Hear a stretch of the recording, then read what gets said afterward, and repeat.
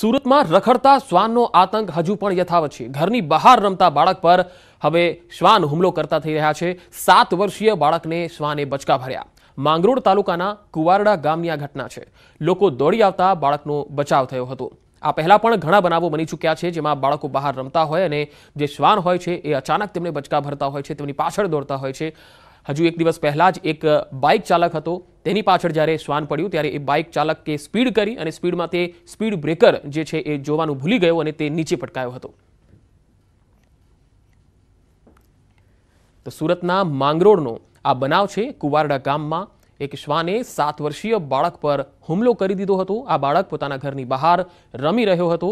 રખડતા શ્વાનનો આતંક સુરતમાં યથાવત છે। હવે બે રખડતા આતંક જોવા મળી રહ્યા છે। એક તો ગાય અને આખલાઓનો આતંક, રખડતા ઢોરો છે એ પણ હવે રસ્તે જતા લોકોને પરેશાન કરી રહ્યા છે, વાહન ચાલકોને પરેશાન કરી રહ્યા છે। તો બીજી તરફ હવે રખડતા શ્વાન પણ હવે લોકોને પરેશાન કરી રહ્યા છે, બચકા ભરી રહ્યા છે અને અનેક વિસ્તારોમાં તો શ્વાનના બચકાને કારણે ઘણા લોકોએ હડકવાની રસી પણ લેવાની નોબત આવી છે। મહીસાગરના લુણાવાડામાં રખડતા ઢોરનો ત્રાસ જોવા મળ્યો। વૃદ્ધ અને કિશોરી પર ઢોરનો હુમલો થયો। સીસીટીવીમાં આખી આ ઘટના કેદ થઈ છે। વિકલાંગ કિશોરી અને વૃદ્ધ પર પાછળથી હુમલો કર્યો હતો। આ તસવીરો જુઓ। અચાનક જે ઢોર છે એ આવે છે અને હુમલો કરી દે છે। નીચે પાડીને ગાય પગથી બંનેને ખૂંદતી રહી છે।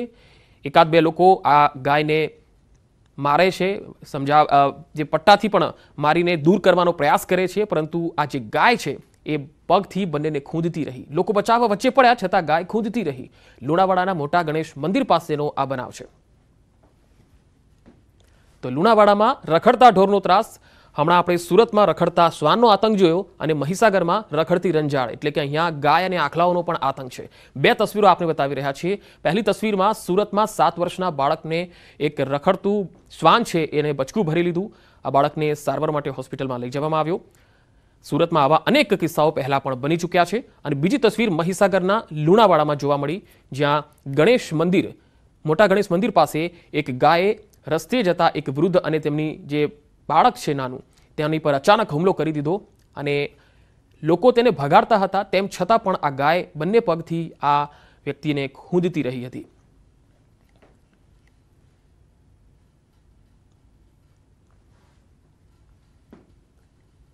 સુરતમાં વધુ એકવાર વાલીઓ માટે લાલબત્તી સમાન કિસ્સો સામે આવ્યો છે। શહેરના કાપોદ્રા વિસ્તારમાં સાયકલ ચલાવતો બાળક સ્ટન્ટ કરવા જતા ગોથું મારી જાય છે, જેને લઈ તેને માથાના ભાગે ગંભીર ઈજા પહોંચે છે। આ તસવીરો જુઓ।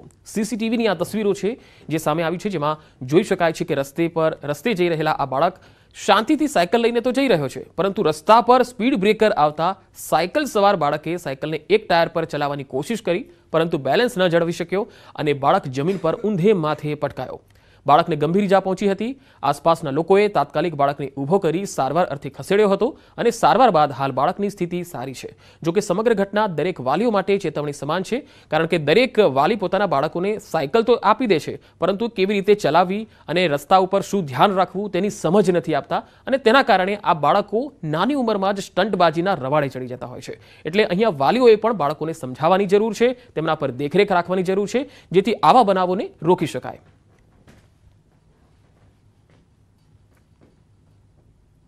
એ સાયકલ ચલાવતો હતો એટલે બમ્પર આવ્યું એટલે એનું વ્હીલ નીકળી ગયું એટલે એને માથાના ભાગમાં મોઢાના ભાગમાં બધી ઈજા થઈ હતી। એટલે 3 દિવસ તેને હોસ્પિટલમાં દાખલ કરેલો હતો, એટલે હવે સારું છે અને આવી રીતના કોઈ બાળકો સાયકલ ચલાવે નહીં એ ધ્યાન રાખવું। સુરતના કડોદરામાં જ્વેલર્સના શોરૂમમાં ચોરી થઈ ગઈ। જ્વેલર્સના શોરૂમમાં ફિલ્મી ઢબે ચોરીની ઘટના બની। માત્ર 5 મિનિટમાં અજાણ્યા શખ્સો ચોરી કરીને ફરાર થઈ ગયા। જ્વેલર્સમાં તોડફોડ કરી ચોરીની ઘટનાને અંજામ આપ્યો। પોલીસે ચોરને પકડવા ચક્રો ગતિમાન કર્યા। તો કડોદરામાં જ્વેલર્સના શોરૂમમાં ચોરી થઈ ગઈ। અહીંયા પોલીસ પેટ્રોલિંગ પર પણ સવાલ ઉઠી રહ્યા છે, કારણ કે જ્વેલર્સના શોરૂમમાં ફિલ્મી ઢબે આ ચોરો ચોરી કરી જાય છે। 5 મિનિટમાં જ આ શખ્સો તમામ માલ સામાન લઈને ફરાર થઈ જાય છે અને કાનોકાન કોઈને ખબર નથી પડતી। આ પ્રકારનો જે અસામાજિક તત્વો અને આવા તસ્કરો જે ખુલ્લેઆમ ફરી રહ્યા છે, ચોરી કરી રહ્યા છે, તેના લઈને પોલીસે હવે કાયદાનું શસ્ત્ર વધુ કડક કરવાની જરૂર છે। ગુજરાત એટીએસે નારાયણ સાંઈ વિરુદ્ધ બળાત્કારની ફરિયાદ કરનાર મહિલાના પતિ પર હુમલો કરનાર આરોપીને ઝડપી લીધો છે। મધ્યપ્રદેશથી આરોપી સુનિલ ઉર્ફે શૈલેન્દ્ર સાહુની ધરપકડ કરી લેવાઈ છે। આરોપી મધ્યપ્રદેશના સુસનેર તાલુકામાં આસારામ આશ્રમ ખાતે ગૌશાળામાં કામ કરતો હતો। બાતમીના આધારે ગુજરાત એટીએસે આરોપીને સાજાપુર ખાતેથી પકડી લીધો।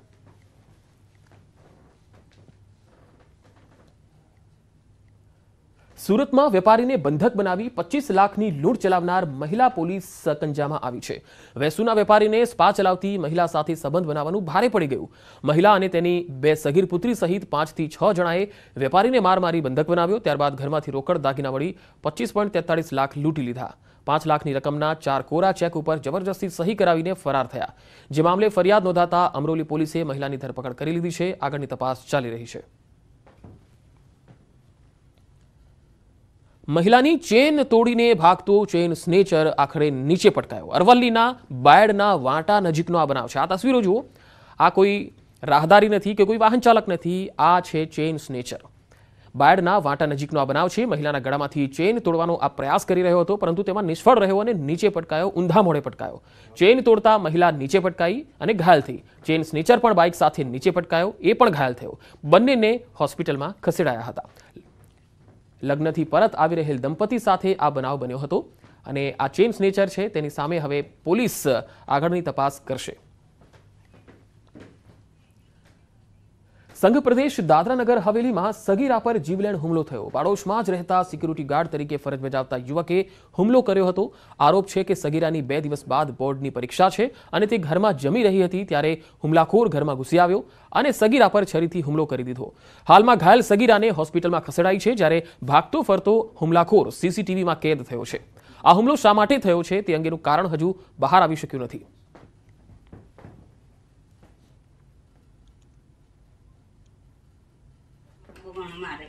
તો બોર્ડની પરીક્ષા હવે પરમ દિવસે આવવાની, એટલે મારા જેઠને રૂમમાં રહી તો મારા જેઠને રૂમમાં બાજુમાં રહે એટલે ઘણા દિવસથી એ લોકોની નજર હતી। તો મારા જેઠના સાથે એ લોકોની કાયલી વાત થયેલી હે એટલે મારા પોરીને આજે જમવા બેઠેલી ઓટલા હતા આવીને ચાકુ મારી દીધી। ગીર સોમનાથના કોડીનારમાં બુટલેગરો બેફામ બન્યા છે। બુટલેગર અને અન્ય લોકોનો પોલીસની ટીમ પર હુમલો થયો। કોડીનારના પીઆઈ સહિત 2 કોન્સ્ટેબલ ગંભીર રીતે ઘવાયા છે। 3 ઘાયલ પોલીસ કર્મીને હોસ્પિટલમાં ખસેડાયા છે। હુમલાખોર બુટલેગરને પકડવાની કાર્યવાહી તેજ કરવામાં આવી છે।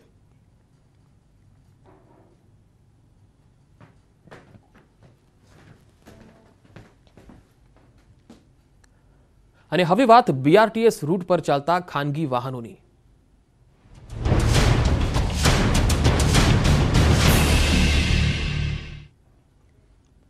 અમદાવાદ મનપાએ કરોડોના ખર્ચે બીઆરટીએસ રૂટ પર આરએફઆઈડી ગેટ નખાવ્યા હતા, પરંતુ હાલ આ ગેટ માત્ર શોભાના ગાંઠિયા સમાન રહી ચૂક્યા છે। 1.5 વર્ષ પહેલા બનાવેલા આ આરએફઆઈડી ગેટ દયનીય સ્થિતિમાં છે।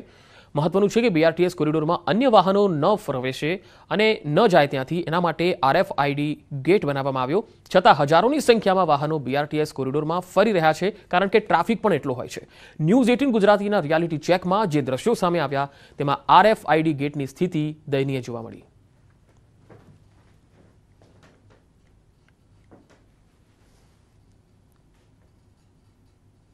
અમદાવાદ શહેરમાં બીઆરટીએસ કોરિડોરની અંદર અનેક ગેટો મૂકવામાં આવ્યા હતા, પરંતુ આ ગેટ આપ જોઈ શકો છો કે આજે કે સ્થિતિમાં છે। તમામ જે ગેટો છે તે હાલ બંધ હાલતમાં જોવા મળી રહ્યા છે।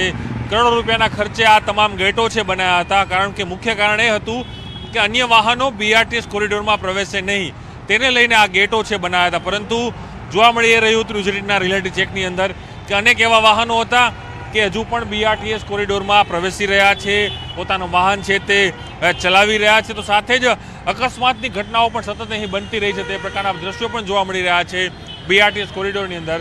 પણ આ જોઈ શકો છો કે આ ગેટ છે, લાખો રૂપિયાના ખર્ચે આ ગેટ છે તે બનાવ્યો હતો, જનમાર્ગ તેનું નામ આપ્યું હતું, પરંતુ આ ગેટ છે આજે બંધ હાલતમાં છે, કારણ કે મેન્ટેનન્સનો અભાવ એ સૌથી મોટો સવાલ ઊભો થઈ રહ્યો છે।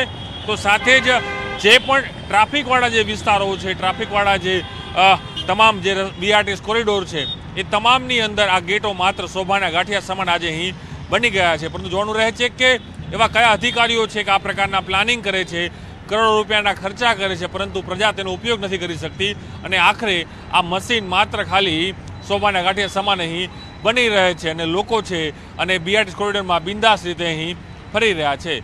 કેમેરા રાઠોડ સાથે પ્રણવ પટેલ, ન્યૂઝ 18 અમદાવાદ। અન્ય કોઈ વાહનો ન પ્રવેશે તેને લઈને BRTS સત્તાધીશો દ્વારા એક RFID દરવાજા જે છે તે લગાવવામાં આવ્યા છે, પરંતુ આ દરવાજા છે તે કોઈને કોઈ પ્રકારે ખરાબ થઈ ગયા છે, બગડી ગયા છે કે પછી એ દરવાજા બંધ થતા નથી અને તેના કારણે જ આજે BRTS કોરિડોરમાં જે અન્ય વ્હીકલો જે છે તે પ્રવેશે છે અને તેના કારણે અકસ્માતોની સંખ્યામાં વધારો થઈ રહ્યો છે।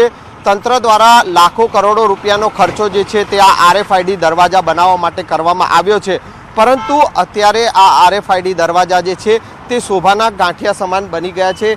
દ્રશ્યમાં પણ આપ જોઈ શકો છો કે અમદાવાદના દાણી લીમડા વિસ્તારનો આ BRTS કોરિડોર છે કે જ્યાં BRTS કોરિડોરમાં RFID દરવાજો જે છે તે બંધ થતો નથી।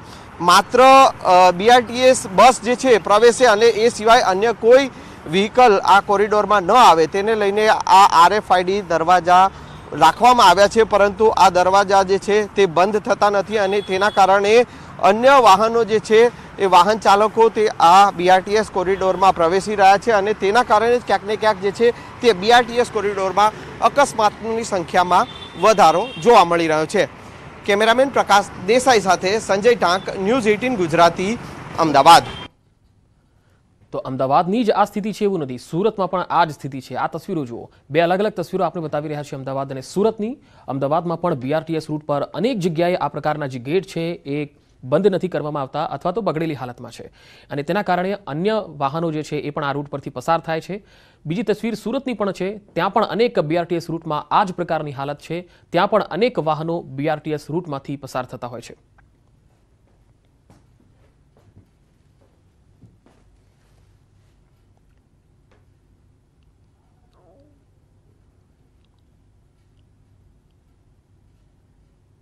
સુરતમાં DGVCLની કાર્યવાહી, અમરોલી વિસ્તારમાં દરોડા પાડ્યા, 5000 કરતાં વધુ આવાસમાં દરોડા, મોટી માત્રામાં વીજ ચોરી પકડાવાની સંભાવના છે।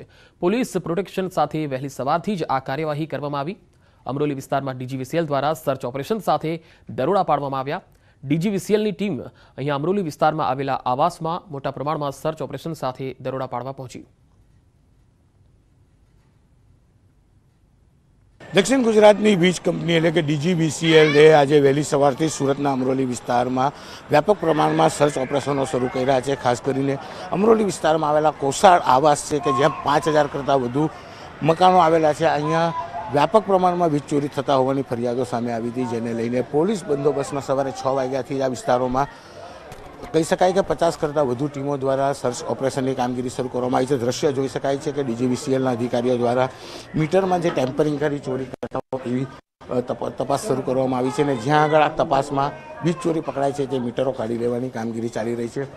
દ્રશ્ય કહી જાય છે સુરતનું સૌથી મોટું આવાસ એટલે કે સુરતની તમામ ઝુગ્ગી ઝોપડીઓના લોકોને જે જગ્યા પર અમરોલી વિસ્તારમાં રહેઠાણ વિસ્તારમાં મકાનો આપ્યા છે, આવાસમાં 5000 કરતાં વધુ મકાનો છે અને આ મકાનોમાં જે રીતે વીજ ચોરીની ફરિયાદો વ્યાપક પ્રમાણમાં DGVCL પાસે આવી હતી અને DGVCLની ટીમો પહોંચીને સર્ચની કામગીરી ચાલી રહી છે। સવારે 6 વાગ્યાથી ચાલી રહેલી સર્ચની કામગીરીમાં અસંખ્ય જગ્યાઓ પર વીજ ચોરીના પ્રમાણ મળી આવ્યા છે, જેને લઈને અમુક જગ્યાઓ પરથી મીટરો કાઢી લેવાની કામગીરી શરૂ કરવામાં આવી છે। કહી શકાય છે કે આ વિસ્તાર એવો છે કે અહીંયા પોલીસ આવે તો તેમના પર પણ હુમલા થતા હોય છે, ત્યારે DGVCLની 50 કરતાં વધુ ટીમો અહીંયા પહોંચી છે। તમામ વિગતો સાથે પોલીસ પ્રોટેક્શનમાં ખાસ કરીને મહિલા પોલીસને લઈને, કારણ કે આ વિસ્તારમાં રહેતા લોકો ગમે ત્યારે માથાકૂટ શરૂ કરી દેતા હોય છે, ત્યારે જે પ્રકારની વિગતો સામે આવી છે વિગતોના આધારે કહી શકાય કે મીટરો કાઢવાની કામગીરી ચાલી રહી છે, ત્યારે કહી શકાય કે સૌથી મોટી વીજ ચોરી આ વિસ્તારમાંથી મળે તેવી શક્યતાઓ છે અને આ શક્યતાઓ વચ્ચે જે પ્રકારે ચેકિંગ કરવામાં આવી રહ્યું છે તેને લઈને સમગ્ર વિસ્તારમાં ચકચાર મચી જવા પામી છે। કેમેરામેન અક્ષય વાડર સાથે કૃતેશ પટેલ, ન્યૂઝ 18 ગુજરાતી, સુરત। અમરોલી આવાસમાં ઘણી ચોરીઓ થાય છે અને પૈસાઓ પણ ભરતા નથી, એ માટે આજે જીવીના માણસો સાથે અમરોલી આવાસમાં વીજ ચોરીની ચેકિંગ હાથ ધરેલ, જેમાં ઘણી ચોરીઓ પણ આજે પકડવામાં આવેલ છે। વાલીઓ, તમારા બાળકનું ખાસ ધ્યાન રાખો। સુરતમાં દરવાજો પડતા એક બાળકનું મૃત્યુ થઈ ગયું। સચિન GIDCના ઊન પાટિયા પાસેનો આ બનાવ છે। નવનિર્મિત બંધાતી બિલ્ડિંગ સાઇટનો આ બનાવ છે, જ્યાં રમી રહેલા શ્રમજીવી બાળક પર દરવાજો પડ્યો હતો અને આ બાળકનું મૃત્યુ થઈ ગયું। એટલે જ્યારે આવા બાળકો રમતા હોય છે ત્યારે માતા પિતાએ ખૂબ ધ્યાન રાખવાની જરૂર છે. ખુલ્લામાં રમતા જે બાળકો છે એમના ઉપર વિશેષ નજર રાખવાની જરૂર છે, જેથી આ પ્રકારના બનાવોથી બચી શકાય.